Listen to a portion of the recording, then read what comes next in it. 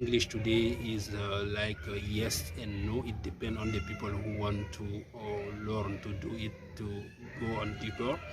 The first thing you can do to learn English is listening. Listen more and more every day.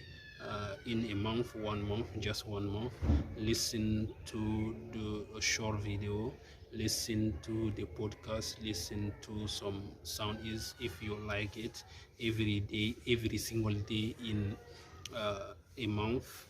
And the second thing is speak.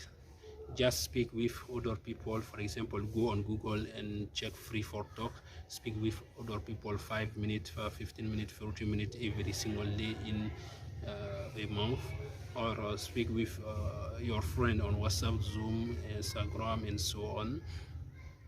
Do these two things and check your English speaking level after the 1 week, and you are finding out you speak more and more as you learn the grammar and a lot of stuff at school, and you still not speak English.